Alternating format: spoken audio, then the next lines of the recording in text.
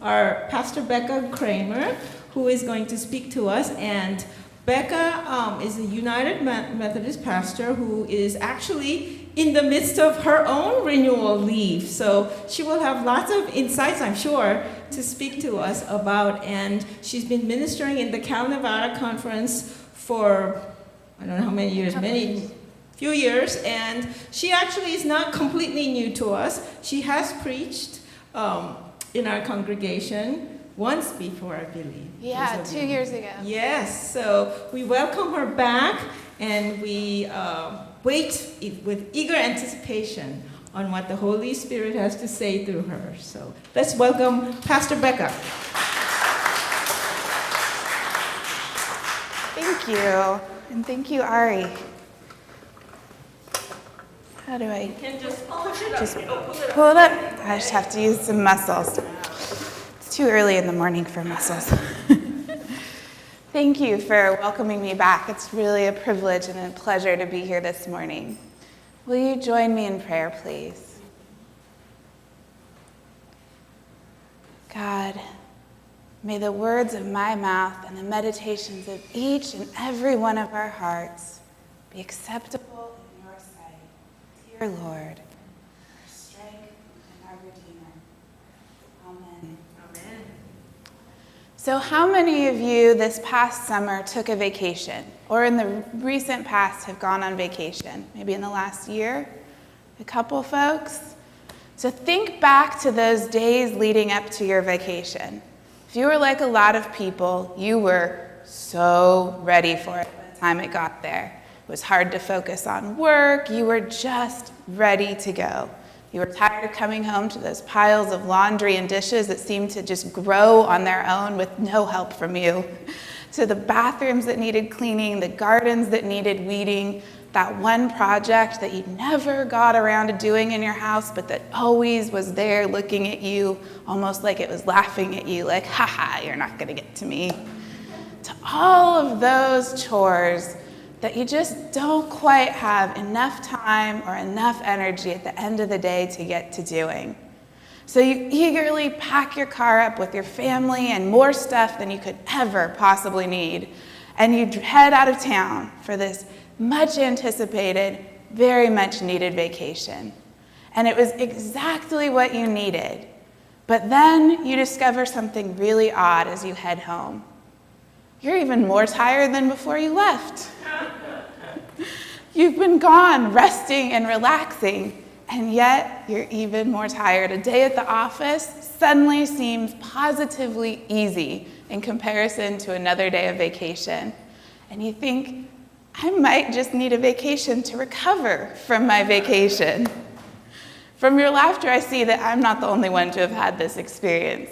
So will you take a moment and turn to someone next to you, preferably someone you didn't come with because they might already know the story, but also this way we can know each other better, and share about a vacation you took where you came back and you needed that vacation to recover. So go ahead and take a moment and share. I'm not sharing with you.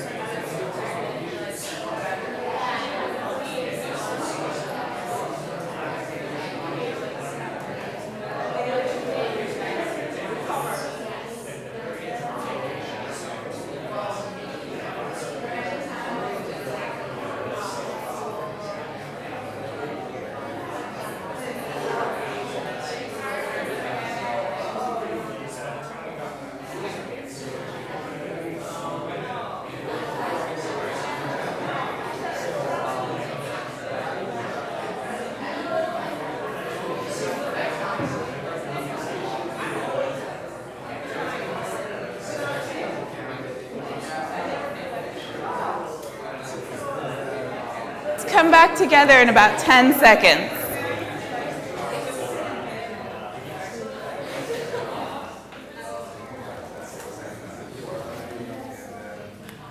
All right, can we come back together?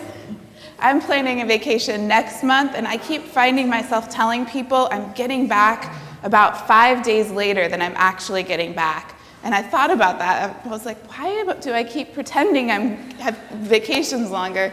And it's not just because I wish vacation was longer, but I know already, before even packing for it, I'm going to need time to recover from my vacation. And it's such a common phenomenon, we have an expression for it, needing a vacation to recover from your vacation. But I wonder, why is it that something that's meant to be relaxing and rejuvenating oftentimes leaves us so tired, so much more exhausted? Are we maybe misguided in our efforts? Are we looking for relaxation when instead we should be looking for renewal? Now, don't get me wrong, relaxation is important. I don't want us all walking around tense and stressed all the time. But I think that sometimes we see the symptoms and diagnose the wrong problem in our lives. We're a bit like Ezekiel, trying to bring the dry bones back to life, and instead only managing to play connect the skeleton. To better understand what I'm saying, let's take a moment and delve into this text that Jonathan just read for us. In it, Ezekiel has a vision of standing in a valley full of dry, lifeless bones, a lot like what we might feel like as we anticipate going on vacation, were these dry, lifeless bones. God asks Ezekiel whether these bones can live again, and he responds, well, God, you know. When in doubt, answer by not answering, right? Call it diplomatic, call it evasive. Either way, it just tosses the question back on God. But God, however, just tosses the question right back at Ezekiel again by instructing him to make the bones live. So Ezekiel, being dutiful, instructs the bones to live again. And they essentially connect together into a skeleton, get some sinews and skin, and form a body. But they continue to just lay there, lifeless. You recognize the parallels to our vacation dilemma? We hear the instructions to take time to re-energize, whether it be our partner saying, you look a little tired lately, or that inner voice in our head that goes, ooh, those bags under your eyes are getting really big now, or a boss saying, take some much needed time off. Or it might even be God responding to us in prayer by saying, take better care of yourself. Wherever it comes from, we hear this call. And so we plan an amazing vacation, whether it's going to another country or just going to the beach or even spending winter breaks sleeping in every day so you don't have to get up. And we take our time for rest and relaxation, only to come back to find that some externals have changed. Our dry bones have metaphorically formed back into bodies, but we're still as exhausted and as lifeless as we were before. Like the bones in Ezekiel's vision, we're missing something, and that something is an essential something. The first time that Ezekiel prophesies to the bones, they didn't receive the breath of life, the indwelling of the spirit that transforms these dead corpses into living, breathing human beings. Just like when we return from our restful vacations to only find ourselves exhausted, like those corpses. But what does Ezekiel's dry bones turning into dead dry bones to living bodies, vision mean? Luckily, God goes on to explain this metaphor to Ezekiel, saying that the bones are the exiled Israelites who have been saying, our bones are dried up and our hope is lost. In other words, they have been saying they are soul deep weary. The people of Israel are feeling dead and dried up, defeated and scattered as they waste away in exile. But God has not forgotten them, and God promises to help. So what is this promise God gives of help? I will put my spirit within you, and you shall live. You see, the key is God's spirit, an awesome, life-giving power that can bring hope to the hopeless and life to the most disconnected and desiccated of bones. This is the Spirit which Ezekiel calls upon when he says, "Come from the four winds, O breath, and breathe into these slain." In the original Hebrew, it's the exact same word used for wind, breath, and spirit. This is the Spirit that brings the dead to life because it is the wind, breath, Spirit of God that fills the dead bodies and causes them to stand on their feet, a vast multitude, where just a moment before it had been scattered bones. So the answer to God's original question to Ezekiel is really quite simple. Mortal, can these bones live? Yes, if they're filled with the Spirit of God. And the same is true for us, isn't it? We can be exhausted from the stresses of life, from working hard, keeping the household going, raising children, caring for elderly parents, serving others. Or we may be running low on hope about the situation in Syria, about the economy, about the future of the United Methodist Church, about the political climate in the U.S. Each of us has ways in which we are soul-deep weary. We each do. So I encourage you to close your eyes for a moment and think just for a moment about the ways in which you personally are soul-deep weary.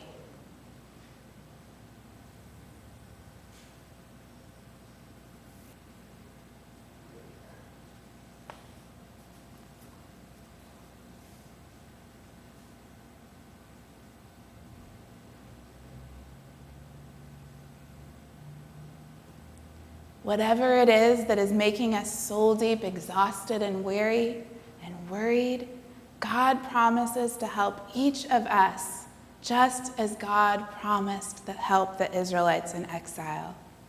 Today's passage is not an excerpt from a prophetic self-help book, one which instructs us to reinvent and reform and reorganize ourselves into a more efficient or effective organization or person.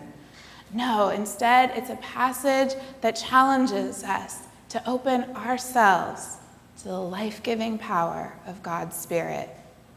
It's this infusion of spirit, of breath, that brings with it new life for these bones. And it's that same infusion of spirit that can transform a time of rest and relaxation into a time of renewal for us. Because you see, renewal is different from rest or relaxation or vacation. Renewal certainly looks different from vacation for Rosalie Fernandez. Rosalie has for years been like you, goes to church every Sunday, to Sunday school, participating in other church activities. It's part of her life. Until 3 years ago, when something in her world switched. You see, 3 years ago, her nephew died. She says, "I was with him until God took him. And when he died, right after, I could hear him in my heart." Her nephew had found God during a time when he was in prison. And once he found God, he just couldn't stop talking about his faith with people, especially with Rosalie, who had suffered abuse and was raising 4 children as a single mother. He would tell her to share her story. And so she decided that the first place she was going was to jail. And that's how she explains her work that she began with the group called Women's Jail Ministry. And so for just over 3 years now, she's been going to jail 1 day a week and ministering to the female inmates. Rosalie says that by sharing her story with the inmates, she has more compassion, and it's been a cathartic experience for her. Now, I doubt any of us would describe going to jail as a vacation. I know I certainly wouldn't.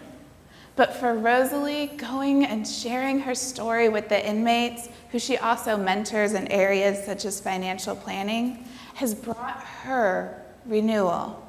Through serving others in this way, Rosalie, a single mother of 4 who undoubtedly would be soul weary, like each of us would, She recharges her spirit and reconnects to the life-giving Spirit in a new way. A colleague of mine also finds renewal in a strange place. She's an avid hiker, preferring strenuous hikes to leisurely strolls. And she's not a morning person in the least. And by mornings, I mean anything before noon. And yet, she still, on her days off, gets up early so she can hit the trails before it gets too hot to hike. And while her body says, no, let's sleep in and lounge around and rest, it's been a long work week, she knows that at the end of the day, she'll be more rejuvenated from a long, strenuous hike because she finds renewal on the trail. Each wildflower she sees, each unique rock creation or waterfall, to her, it's a smile from God, and it's a deep breath in of the Spirit of life, recharging her in a way that taking it easy for a day never could. All of us are in need of renewal, of breathing in God's life-giving, transformative Spirit. A moment ago, you reflected on the areas in your life in which you are soul-deep weary and in need of renewal. Renewal looks different for each of us. Why we need it and how we obtain it is going to vary from person to person. My hope for you this week, though, is that you begin to pray about the ways in which you need renewal, asking God to help you to begin to identify ways that will bring about transformational renewal rather than just temporary relief. Amen. The peace of Christ be with you. And also with you. It seems especially appropriate to say that after talking about renewal, doesn't it? Yes. Would you please stand and greet one another with the peace of Christ that'll give the renewal we all seek. Peace, Becca. You that was on. Thank you.